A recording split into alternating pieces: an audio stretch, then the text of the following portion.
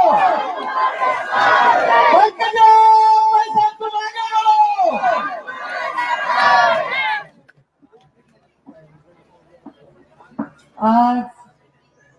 संत मीराबाई आई साहेब यांच्या पुण्यतिथी सोहळ्याच्या निमित्ताने महासांगवीच्या या गडावर ज्यांना भगवान बाबांनीच आरक्षण दिलेलं आहे, जेव्हा आरक्षण तर आम्ही आता बोलतो, पण त्या काळात भगवान बाबांनी आरक्षण दिलं, त्या गादीवर स्वतः विराजमान आमच्या दादाताई, आमच्या आईसाहेब, मंचावर उपस्थित सर्वच मान्यवर, आज जीवन गौरव पुरस्कार प्राप्त ज्यांना झालाय ते विवेक देशपांडे, हे माझे पालक होते हॉस्टेलमध्ये आणि आज मला त्यांना पुरस्कार द्यायचा आहे.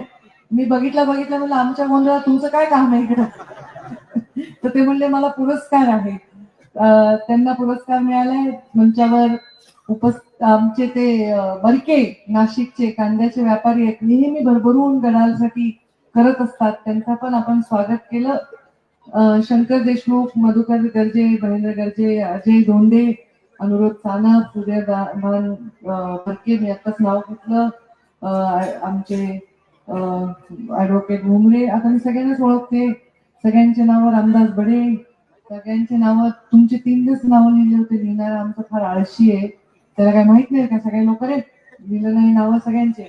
आता मला एवढ्या टोप्यात ह्याच्यात सगळ्यांचे तोंड बघू शोधून काढावं लागतं. तर सर्व मान्यवर, सर्व वडीलधारी मंडळी, फेटेवाले, टोपीवाले, सर्वांना माझा नमस्कार. सर्व माझ्या माय माऊल्या, इतकं प्रेम मला देतात तुम्ही. तुमचं एक कटाक्ष, एक नुसतं नजर तुमची आहे ना, तर मला वाटतं की एक आशीर्वाद आहे ईश्वराचा, तुम्हालाही माझा करा. आणि एवढ्या संख्येने इथे उपस्थित या कार्यक्रमाला पूर्ण धिंगाणा, म्हणजे धिंगाणा चांगला धिंगाणा, ओरडा, जोश, जल्लोष, गाणे, घोषणा, हे सगळं करणारे माझे सगळे युवा बांधव. मी खर तर आज आईसाहेबांनी महादेवाचं मंदिर इथे केलंय आणि मला महादेवाच्या दर्शनाला बोलवलं. मी या गडावर किती वर्ष झाली येते. मी पहिल्यांदा बाबांबरोबर आले होते तेव्हा आपण विठोबा रुक्मिणीचं नाही, त्याच्या आधी काही वेगळं विठ्ठल रुक्मिणीची मूर्ती बसवली होती तेव्हा आले होते. मला वाटतं विजूभाऊ होते तेव्हा आमच्या गाडीत, कैऱ्या सगळ्या घेऊन आलते आणि आम्ही इथे आलो होतो. आणि हे खरं आहे की मुंडे साहेबांनी सांगितले की पंकजा, आता हे गड तू यायचंय, रेग्युलरली इथे यायचंय. आणि तेव्हापासून 1-2 वर्षाचा अपवाद वगळता जेव्हा मी नाही येऊ शकले, खासदार प्रीतमताई तेव्हा आल्या, तर मी नेहमी या गडासाठी आले. आईसाहेबांनी सांगितलं ते खरं आहे की त्या दिवशी काही कार्यक्रम असा आला, जरा काय झालं, माझ्या पीएचं झालं लग्न, तो आनंद, त्या लग्नाच्या गोंधळात त्यांनी एकाच टाइमला 2 कार्यक्रम दिले आणि तो कार्यक्रम होता माझ्या स्वतःच्या मंत्रालयाचा. मग आमचे केंद्रीय नेते पण त्याला येणार होते, सगळे अधिकारी येणार होते, म्हणून मग मी काहीतरी केलं नियोजन. मला आईसाहेबांच्या म्हणजे मीराबाई आईसाहेबांच्या मनात असेल तर नक्कीच मी येईल त्यांचे आशीर्वाद घेण्यासाठी आणि आमच्या ताई आईसाहेबांचे आशीर्वाद घेण्यासाठी. खरं तर त्यांचं वय काही खूप नाही आहे आईसाहेबांचं, पण आम्ही त्यांना आईसाहेब म्हणतो. पण एक मैत्रिणीचं नातं, कारण शेवटी तरुण अगदी वयात 15-16 वर्षी गादीवर बसल्या, त्यांनी पण त्यांच्या जीवनामध्ये सतत कीर्तन करणं, घसा कोरडा करून लोकांना बोलणं, एवढा प्रवास करणं एवढं काही सोपं नाहीये. पण मला असं वाटतं की त्यांनी आणि मी एकत्र काम करायला सुरुवात केली किंवा एकत्र आलो, एक धागा बांधला, तेव्हापासून त्याही मोठ्या होत गेल्या, मीही मोठी होत गेले आणि गडही मोठा होत गेला. हे किती पुण्य आहे.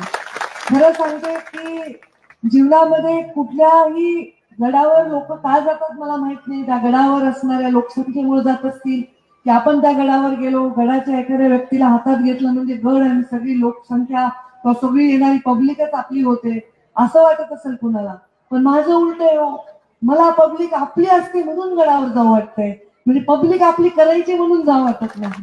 येणारा माणूस हा आपला असतो. मी कधी काय त्या कार्यक्रमात जात नाही. खूप कार्यकर्ते म्हणते ताई इकडे या, एवढा सप्ताह आहे तेवढा सप्ताह आहे. म्हणजे आधी सप्त्यात माझं काय काम आहे? सप्त्यात आईसाहेबाला न्या, सभेला मला न्या, हे गडबड होते. मग सभेला आईसाहेबांना सप्त्यात मी म्हणलं गडबड होईल ना, ते गडबड होते. त्यामुळे राजकारणामध्ये आणि धर्मकारणामध्ये एकमेकांबरोबर त्यांचं नातं तर असलंच पाहिजे, पण तेवढीच विरक्ती देखील असली पाहिजे. राजकारणात काम करणाऱ्या माणसांनी धर्मात हस्तक्षेप करू नये आणि धर्मामध्ये काम करणाऱ्या व्यक्तींनी राजकारणापासून वैराग्य धारण केल्याशिवाय तो धर्माच्या सत्तेवर विराजमान होऊ शकत नाही. आपल्याला अगदी शिवाजी महाराजांपासून आतापर्यंत माहिती आहे की दरवेळी राजसत्ता आणि धर्मसत्ता ही हातात हात घालून चालत असते. आमच्या प्रधानमंत्री नरेंद्र मोदींचं बघा, एवढा जग बघायला, जग एवढा मोठा महाकुंभ होतोय. आमचे योगी तिथले जे आमचे मुख्यमंत्री आहेत त्यांचं बघा किती व्यवस्था, रोज करोडो लोक येतात. आणि जर पहिले लोक धर्माचं काम करणारे जात होते, त्यांच्या पाया पडायला आजूबाजूचे पंचक्रोशीतले जातात. आता या बीड जिल्ह्यातलेच 25-50 हजार लोक कुंभात जाऊन डुबकी मारून आले असतील. म्हणजे पुढचं पाप करायला मोकळे का? अरे बाबा, आता म्हणजे बघायला गाड्या झाल्यात, पैसा झालाय, सुविधा झाल्यात, खायला प्यायला सगळं रस्त्याने सगळं छान आहे. पहिले कसं होतं, शिदोरी बांधून जावं लागायचं, बैल झुटपूट जावं लागायचं. आता तसं राहिलेलं नाहीये. 5-6 मित्र बसले, पट्टी केली, पेट्रोल घातलं, कोणाची तरी गाडी घेतली की निघाली. एवढे लोक तिथे झाले. म्हणजे साधूंपेक्षा बाकीचे लोक बघायला. त्याच्या आपण व्यवस्थेमध्ये कुठेही सरकार कमी पडलं नाही. कारण जे आपले मूळ आहे, जे आपला विश्वास आहे, ज्या संस्कारांवर आज हा देश उभा आहे, त्या संस्कारांवर आमच्यासारखे लोक उभा आहेत, ते संस्कार कधीही सोडून चालणार नाही. भगवान बाबांच्या विषयामध्ये काय कधीच शब्दात सांगू शकणार नाही. भगवान बाबांच्या दर्शनासाठी मला कुठे जावं लागत नाही. मी डोळे जरी बंद केले तर मला साक्षात भगवान बाबांचं दर्शन होतं, हे माझ्या अंतर्मनामध्ये. त्यांच्या पवित्र स्मृती आहेत. आज आम्ही काही भगवान बाबा पाहिले नाही, पण भगवान बाबांच्या कहाण्या आज आपण ऐकतोय. स्वतःला इतकं सत्व तत्व इतकं मोठं की स्वतःपेक्षा मोठं. आज जर कुणाला म्हणलं बाबा तुझ्या हातातलं घड्याळ कुणाला काढून दे, तुझ्या केसातला एखादे गजरा कुणाला दे, एखाद्या बाईला म्हणलं तिला रडू राहिले. पण आपलं जीवन समाजाला देणं एवढं सोपं नाही. आणि त्या समाजाने खोटे आरोप केल्यानंतर स्वतःला एवढी कडवी शिक्षा ज्यांनी करून घेतली, स्वतःचं तत्व सिद्ध करण्यासाठी, त्या भगवान बाबांचे दर्शन हे खरंच डोळे मिटून, ज्याच्या मनात पाप नाही, ज्याला मनामध्ये कुठल्याही प्रकारचा, ज्याच्या मनामध्ये कुठलाही स्वार्थ नाही, त्यालाच होतात ना. नाही तर भगवान बाबांची मूर्ती जरी गच्च धरून बसले, मनामध्ये पापी विचारायचा काही उपयोग होणार. तसाच आमच्या मीराबाई आई साहेब, मी पाहिलं नाही कधी, पण काही तुमच्या रूपाने आम्ही त्या कशा असतील याचा विचार सुद्धा करू शकतो. अशा प्रकारचं काम आपल्याला आता आधुनिक आहे. वाचता येतं, लिहिता येतं, बोलता येतं. चुनचुनीत हुशार स्त्री असेल तर ती कुठेही चमकत असते. ती चमकत असली की मग कुणाला आवडू नाही तर नाही आवडू, ती चमकायची काही राहत नाही. कोंबड्याला झाकल्याने सूर्य उगवायचा राहत नाही. मी इथे आले, तुम्ही माझं फुलांनी स्वागत केलं. मला लोक म्हणतात अरे बापरे इतकी गर्दी. बरेच लोक मला म्हणतात तुम्ही पाठवता का ताई फुलं, म्हणजे असे विचारतात. काही लोकांना तशी सवय असते ना की आपण जाणार तर आपलीच माणसं पुढे जातील, तेच सगळं करेल, अशा असतात ना. पद्धत असते, राजकारणात सगळ्या पद्धती असतात. तुम्हीच पाठवतात का फुलं, कोण नेते जेसीबीचे फुलं, कुठून आलं एवढं. मी म्हणलं मला काहीच माहित नाही. ते मी तर नेहमी ओरडते जेसीबीने फुलं टाकून. आता फटाके रागवले म्हणून उडवले नाही. म्हणजे मी पर्यावरण मंत्री, तुम्ही फटाक्याची वाट लावता पर्यावरणाची. पण हे फुलं एवढे हातात माझ्या अंगावर, मला तर कसं तरी वाटतं. एक एक पाकळी आहे ना मला अशी वजनदार वाटते. कारण फुलं आपण असंच वाहत नाही ना कोणाच्या अंगावर. फुलं आपण किती श्रद्धा असेल तरच वाहतो ना.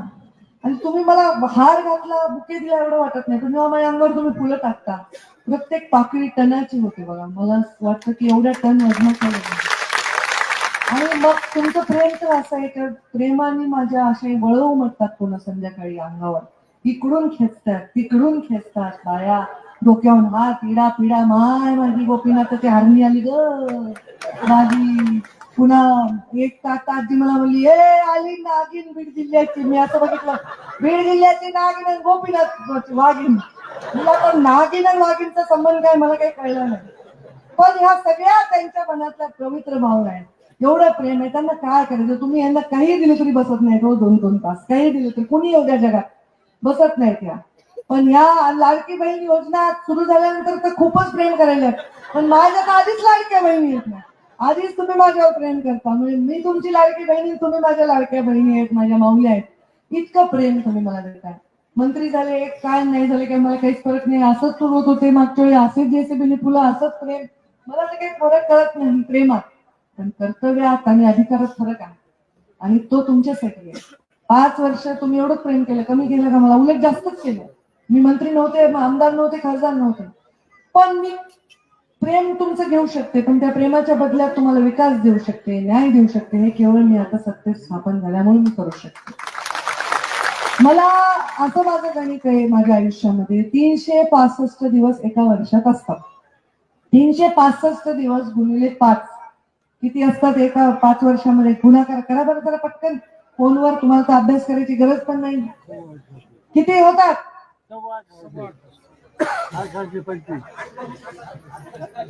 1825 दिवस आहेत माझ्याकडे सत्तेचे. आता त्या 1825 दिवसामध्ये समजा 225 दिवस तर असेच जाते. आता जाते घरचं काही काम असतंय, बाहेरचं काही काम असतं, एखादा सप्ताह असतो, एखादा असा कार्यक्रम असतो. उरलेले जे दिवस आहेत 1600, त्या 1600 दिवसामध्ये रविवार सगळे घेतले. प्रत्येक दिवस पंकजा गोपीनाथ मुंडे जेव्हा पालकमंत्री झाली होती पहिल्यांदा बीड जिल्ह्याची, या राज्याची, मी जेव्हा ग्रामीण विकास मंत्री झाले होते, तेव्हा मी सांगितलं होतं की प्रत्येक दिवस या जिल्ह्याला मी तेव्हा 10 कोटी तरी किमान निधी आणि विकास देईल.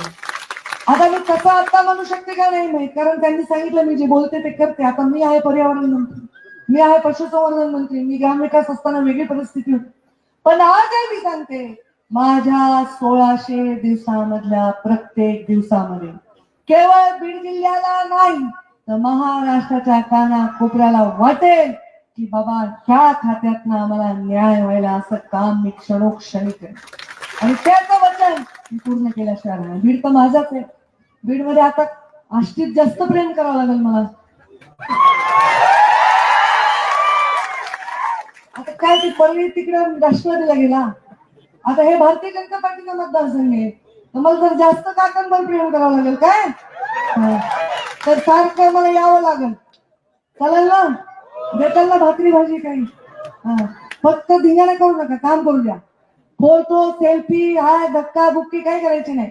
आणि तुम्ही लोक तर कार्यकर्ते सगळीकडे येतात, पण आता ह्या बाया माऊल्या येऊ शकतात का कुठं सगळीकडे? मग ह्या कार्यक्रमाला तर त्यांना समोर येते जाणं, त्यांना बघू दे जाणं. त्यांना काही नसते, कुंकू लावायचे, बघायचंय, असं माया करायची, पदर उतरायचा, हेच करायचं, दुसरं काय? तर मी लक्ष देणार, प्रत्येक कामात लक्ष देणार. ह्याचा अर्थ तुम्हाला जसा घ्यायचा तसा घेऊ नका.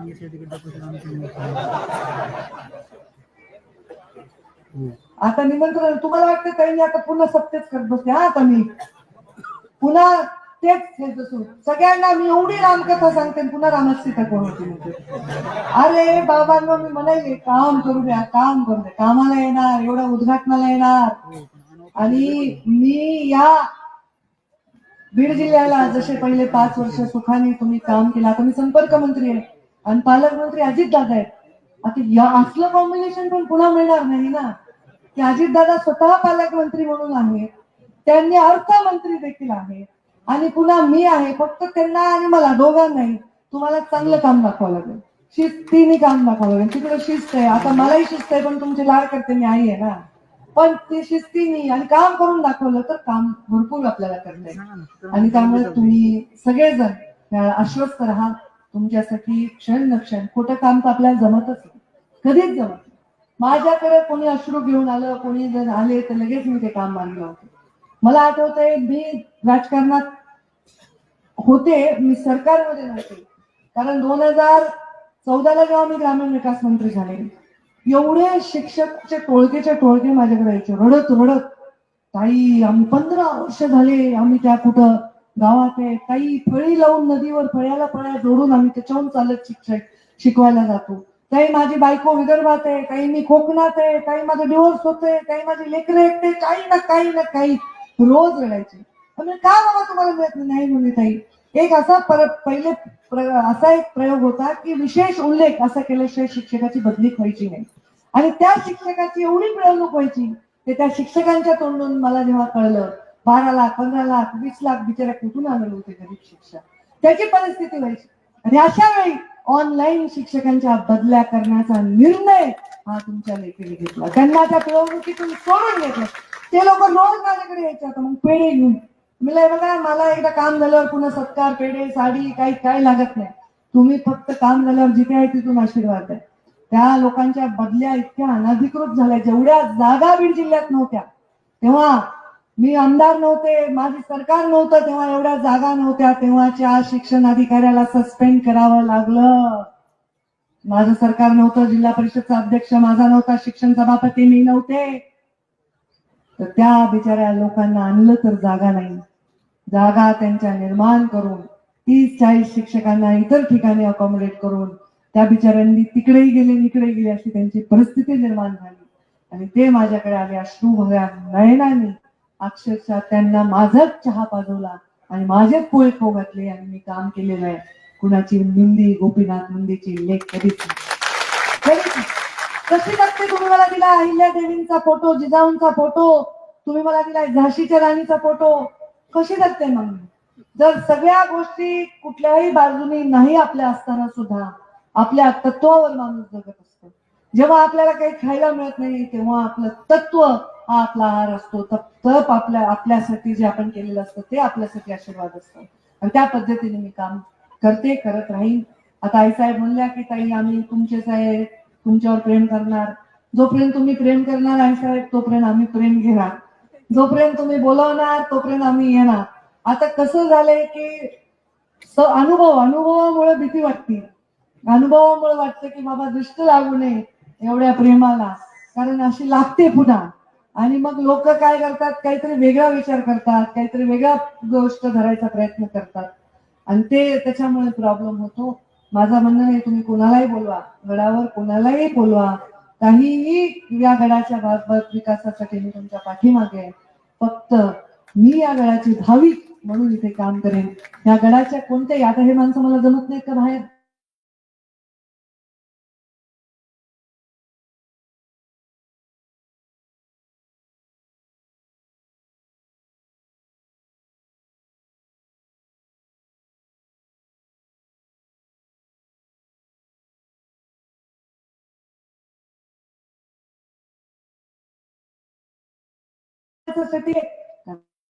मनातलं बोलले लोकांना पाहिजे ते केलं.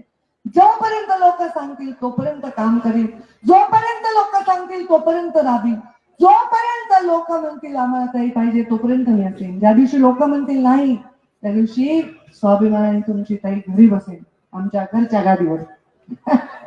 असं काम आपण करू. पण मला माहितीये की लोक असं कधी म्हणणार नाही, तसं काम तुमच्याकडून होणार नाही. काय तुम्हाला वाटतं का ताईचं नाव घेताना काही वाईट वाटतं का? काय अरे बापरे राजकारणातल्या माणसाचं नाव नको असं वाटतंय का? तुमच्या लेकरांना सांगताना काय एक तर माणूस नाही मला भेटला की मुलगीला बघून, माझ्या मुलीला हे बघा ताई माझी मुलगी आहे तिला पंकजाताई व्हायचे. जर मुलीला पंकजाताई व्हायचे असं वाटत असेल तर माझ्यासाठी ह्याच्यापेक्षा मोठं पारितोषिक आणि एवढा मोठा मुकुट कशाचाच नाही. ज्या वंचित पीडित समाजात जन्मले, मी वंचित नाही पीडित नाही, कारण माझा जन्म गोपीनाथ मुंडेच्या घरी झाला, पण माझ्या बापाने बिना चपल्याचं शाळा गेलाय, माझ्या बापाने जीवनामध्ये दुःख बघलंय, माझ्या बापाने जीवनामध्ये बघितलंय की काय कष्ट असते. तर ते कष्ट मला माहिती आहेत, त्याच्याबद्दल माझ्या मनामध्ये आदर आहे आणि माझे कष्ट करणाऱ्या सगळ्या लोकांना. आता लोक लगेच म्हणतील हा काही मंत्री झाल्या, आता हे म्हणला महेंद्र ऊस तोडायचं बंद होणार. आता मुंडे साहेब मंत्री होते, ऊस तोडण्याचं बंद झालं का? नाही झालं. मी बनणार नाही, अशा गप्पा आणणार नाही. ऊस तोडायचं बंद नाही होणार, पण ताईने किती टक्के वाढ दिली, किती, हे तर होईल. ऊस तोडा पुढच्या पिढीचं बंद होईल ना, आता जे तोडायले त्यांनी तोडू नये असं मला वाटते हृदयातून, तर ते बंद होईल. त्यासाठी तेवढे रोजगार द्यावे लागतील, तेवढं संरक्षण द्यावं लागेल आणि ते करण्यासाठी जो काळ द्यायचा आहे तो काळ द्यावा लागेल. पण ऊसतोड कामगारांच्या लेकरासाठी तुमची ही पंकजा नेहमी उभी आहे. त्यांचा ऊस तोडण्याचे कष्ट कमी करण्यासाठी, त्यांच्या कोयत्याला जास्त धार देण्यासाठी, त्याच्या मान देण्यासाठी, त्याला जास्त मजुरी, त्याला जास्त मानधन देण्यासाठी ही पंकजा उभी आहे. आता मी कोयत्याला धार म्हणलं की कुणी लावणारे काही लावते, काही लावत नाही ते बाबांनो. कोयत्याला धार हा एक वाक्प्रचार आहे, हा एक शब्द आहे, ही एक भावना आहे. लगेच पंकजा ताई म्हणल्या कोयते घासून ठेवा. अरे ह्याच्यासाठी म्हणले होते कोयते घासून ठेवा, पण तोडायला जाऊ नका, मतदान करून जा. हाय काय ह्या लोकांना कोयते म्हणले बाबा, हाय का मी गुंड? म्हणजे गुंडाला गुंड आहे, ते घाबरत नाही कोणा गुंडाला. गुंडाला गुंड आहे, बंडाला बंड आहे. पण गरीब माणसाकडे माझी बघण्याची नजर पिलाकडे पक्षाची बघण्याची नजर आहे, तशीच नजर आहे. अंधारुडे आकाशी चित्त तिचे पिलापाशी, माझं नेहमी चित्त. जरी मी जालन्याची पालकमंत्री, जालन्यावर मी तेवढंच प्रेम करते, एवढंच लोक प्रेम करायचे, तिथे असलंच धिंगाणा करायचं. सगळीकडे लोक प्रेम करतायत. पण शेवटी ज्या भूमीत माझा जन्म झालाय, जिथून माझं कर्मभूमी आहे, त्याच्याकडे माझं नेहमी बारीक लक्ष असणार आहे. त्यामुळे ते काही असल्या बातम्यांवर तुम्ही जाऊ नका. काही वाईट बातमी आली की लगेच होतंय असं म्हणले. आता काल कोणतरी एक नेता म्हणला मला की काही साहेबांवर एवढे लोक प्रेम करतात. बघा देशपांडे काका, हे देशपांडे हे पण प्रेम करतात ना, काय आहे का तसं? ते म्हणे साहेबांना एवढे लोक प्रेम करतात म्हणे की एक त्यांच्यावर प्रेम करणारे लोक जर मोजली तर एक पक्ष तयार होईल. त्याला मी उत्तर देताना म्हणलं हो, साहेबांवर एवढे लोक प्रेम करतात, त्यांनी मोजले तर एक पक्ष तयार होईल. झालाच आहे ना भाजप. अशा अर्थाने मी बोलले. ज्या पक्षात जीवनाचा प्रत्येक क्षण घातला, ज्या कमळामध्ये शेवटचा विसावा घेतला, त्या माझ्या बापाविषयी असं लगेच एका चॅनलवर पंकजा ताई म्हणलं एक पक्ष स्थापन करणं. आता मी काय वेडी आहे?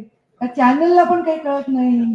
अरे कसं स्थापन करीन? दिल्लीत मोदी आहे, तिथे देवेंद्रजीत, वर सत्ता आहे, खाली सत्ता आहे, मी मंत्री आहे, तर मी कशामुळे करेन? तुम्हाला नसेल कळत, पण मला राजकारण कळतंय ना. माझ्या रक्ताच्या प्रत्येक थेंबात आहे ना ते राजकारण. म्हणजे ज्याचा अर्थ तुम्ही घेता ते नाही, राज, जे राजाला शोभेल असं काम करणं म्हणजे राजकारण. असं नाही की आपलं स्वतःच बघायचं, आज याला चांगलं म्हणायचं, उद्या त्याला चांगलं म्हणायचं, आज ह्याच्याबरोबर फोटो काढायचा, उद्या त्याच्याबरोबर फोटो काढायचा, असं नाही. रोज सगळ्या कलरचे गळ्यातले ठेवायचे, आज ह्याचं घालायचं, उद्या त्याचं घालायचं, असं नाही राजकारण. इथं नीतिमत्ता आहे, इथे प्रेम आहे, इथे विश्वास आहे, आणि इथे लॉयल्टी आहे. म्हणजे काय म्हणायचं त्याला, जी आपण साहेबांच्या प्रती आहे एक निष्ठता. सारखं इंग्रजी बोलायला लागले पर्यावरणात, म्हणून प्रॉब्लेम झाला माझा. एक निष्ठता, एक निष्ठता ही महत्वाची आहे. त्या भावाने मला सांगितलं, त्याच्यामुळे ताई पडल्यावर लोक आत्महत्या करतात. तो प्रेम लोक माझ्यावर करतात, आणि या प्रेमाची किंमत कशातच मोजू शकत नाही, कशातच. तुम्ही एवढ्या सोनं इतकं महाग झालंय, खोलीवर मोरा आणल्या आणि आई साहेबाला दिल्या. त्या म्हणजे आज मी कीर्तनाला जाते, 1000 लोक माझ्या पाय पडत, काय करते मोरा घेऊन कुठं जाणार? मला दिल्या कोणी ट्रक भरून पैसे, काय करणार आहे मी त्याचं? एवढी इज्जत आहे, एवढं प्रेम आहे, फुलं मारू मारू हातात मिळत वन पडते चांगलं, एवढं काय करायचं ते पैसा ते सगळं.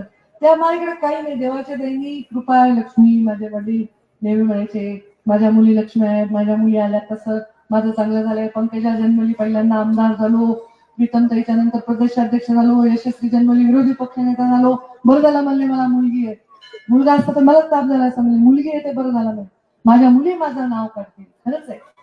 तुम्ही आता एक वचन मला द्या, आईसाहेबाचा गड आहे, महंत महिला आहे, तुमची नेता महिला आहे, सगळ्या राज्यातले लोक माझ्यावर प्रेम करतात, आणि माझं भाग्य आहे, पवित्र स्थानी मी सांगते, गोपीनाथ मुंडे नंतर ते स्थान तुम्ही मला दिलंय, एवढं मोठं स्थान जगात कुठेही. मग आता आपण मुलींचा सन्मान करायचा, मुलगीच वारसा बनायची, ही बघा आमची अक्षता आरती संतोषची. ती काय, तिने मला व्हिडिओ पाठवला काल, दांडा चालवायची. ती दांडा भातुकली करेल ना, दांडा चालवायची. आणि मला बघून असंच होईल ना, ते दांडा चालवायचे. पोलीस अधिकारी बनवा, शिकवा, पोरी कामाला लावा, सारखं त्यांच्यावर विश्वास ठेवा, त्यांच्या हातामध्ये ताकद द्या, त्यांच्या पाठीशी उभे राहा. बघा आपल्या पोरी कशा वंशाच्या दिवा बनल्याशिवाय राहणार. आणि पोरगी सुधारली की पोराला सुधरवते पुन्हा आपोआप. बरोबर आहे की नाही? आई जर शिकली असेल तर लेकराला शिकवते, चांगलं करते. एक स्त्री शिकली तर समाज शिकतो, एक स्त्री मोठी झाली तर समाज मोठा. आज मला आनंद आहे, असे वारकरी संप्रदायात येणारे लोक, काम करणारे लोक. काल एका गोविंद म्हणून आमचा कार्यकर्ता नाशिकला तर मोठं वारकरी भवन बांधलं, त्याचं उद्घाटन होतं. माझ्या आजूबाजूच्या लोकांनी, मला असं वाटतं की जेवढं शक्य आहे तेवढं ह्या सामाजिक विषयांना घेऊन काम करावं. तंबाखू सारखं व्यसन सोडावण्यासाठी मी नेहमी प्रयत्न करते. नेहमी मागे भगवान बरोबर एवढा दीप सगळ्यांना मला काढा खिशातल्या पुढ्यान टाका. मरतात कॅन्सर होऊन होऊन लोक, कशाचे तो घाणेरडा. आता सगळ्यांनी जाऊन घरातल्या पुढ्या काढून टाका. पुन्हा म्हणला काही नवरा अंगावर आला ताईला सांगेन म्हणायचं. ह्या अशा व्यसनापासून तरुणांनी दूर राहिलं पाहिजे. व्यसनाने लोक खराब होतं. व्यसन करून करून मग लवकर पैसा मिळावा लागतो. लवकर पैसा मिळून मग मस्ती येते. कारण मेहनत नाही केलेल्या पैशाने मस्ती येत असते. घामाच्या पैशाची मस्ती येत नाही. व्यसनाधीन झालं की मग डोकं नाही चालत. मग गुन्हेगार कडे माणूस जातो. या तोंडल कपाऱ्यामध्ये वामन भाऊनी आणि भगवान बाबांनी हे जे सप्ते लावून दिले, हे नारळ जे दिले, जे नारळ आपले मंत्र घेतात दोन्ही गडावरचे आणि तिथे सप्ते करतात, तिथे येऊन कीर्तन करतात, ती परंपरा एवढ्या वर्ष तुम्ही कशासाठी होती? डोंगरातल्या लोकांना खायला नाही मिळालं तर त्यांचे नीतिमत्ता डोळणे, त्यांनी शिकावं, कुठे दरोडे घालू, कुठे काही करू, असं करू नये. ही तळमळ लोकांमध्ये होती. कारण त्या कुठे रोजगार नव्हता, अडचणी निर्माण व्हायच्या. त्यामुळे ते शिकवण आताच्या काळात गरज आहे का? आता गाड्या आहेत, शिक्षण आहे, सगळं आहे. थोडं कमी भागवायची सवय लागली ना माणूस सुखी राहतो. मला आता मी बोललो नाही मला हेच व्हायचंय, राष्ट्रपती व्हायचंय अमेरिकेचा, तर मी दुःखीच होईल ना. जे आपण आहोत त्याच्यात भागवलं तर आनंदी राहतो माणूस. आणि मोठे मोठे स्वप्न पाहण्यासाठी दुसऱ्यांच्या अंगावर पायऱ्या म्हणून चढलेला माणूस कधीच मोठा होत नाही. इतिहास स्वतःच्या जीवावर मोठा झालेला माणूस इतिहास लक्षात ठेवत असतो. केवढी मोठी अफाट मोगल सेना होती, तर छत्रपती शिवरायांच्या सह्याद्री पुढे घुसूच शकत नव्हती. कळायचंच नाही कुठं येतात, कुठून गायब होतात. ते म्हणायचे अरे हे मराठी मावळे कुठून गायब होतात, कळत नाही कोणी. आमच्या पुण्यश्लोक अहिल्यादेवीने किती चांगला राज्य कारभार केला आणि किती मंदिरं बांधली. मी जगात कुठे गेले तर अहिल्यादेवींचंच मंदिर आहे. कुठंही महादेवाचं केदारनाथ पर्यंत मंदिर बांधले. किती चांगलं, म्हणजे धर्म आणि राज्यकारभार दोन्ही सांभाळलं. काय कमी एक स्त्री त्या काळात जिजाऊंनी घडवले म्हणून शिवराय. हे सगळ्या गोष्टी आहेत.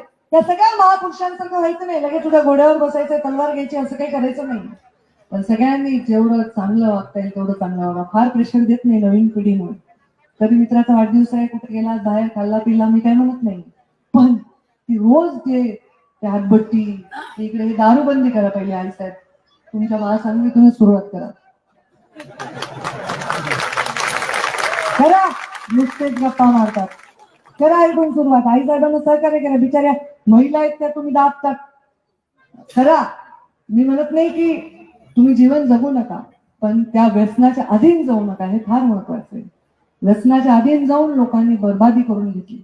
सगळं नाव आपलं खराब होतं, मुलाचं नाव खराब होतं, घराचं नाव खराब होतं, गावाचं नाव खराब होतं. असं काही आपल्याकडून होऊ देऊ नका. तुमच्या पाठीशी मी उभी आहे, तुमच्या संरक्षणासाठी तुमच्या समोर आहे आणि तुमच्यासाठी आशीर्वाद म्हणून तुमच्या पाठीशी उभे आहे. तुम्ही माझ्या पाठीशी उभे राहा. असंच प्रेम माझ्यावर होऊ द्या आणि मी असंच प्रेम करेन. तुम्हाला इथे सगळ्या दृष्टीने मी तुमच्या बरोबर उभी आहे. मला खरं खोटं कळते. कोणी कार्यकर्ता लावून देण्यासाठी म्हणते ते असंच करायला आहे, ते मुद्दामूनच करायला आहे. माझं मला कळतं. ज्याचं मुद्दाम होतं त्याच्या मागेच आहे मी. काही घाबरायचे कारण नाही. एकदम बिंदास चांगल्या पद्धतीने आपण सगळे काम करा. तुमच्या पाठीशी उभे राहीन. आई साहेबांचे आशीर्वाद आणि मीराताई संस्थानाचे आशीर्वाद मला नेहमी आहेत आणि असेच राहावे हीच ईश्वरचरणी प्रार्थना. हे पहा, काही गडबड करू नका.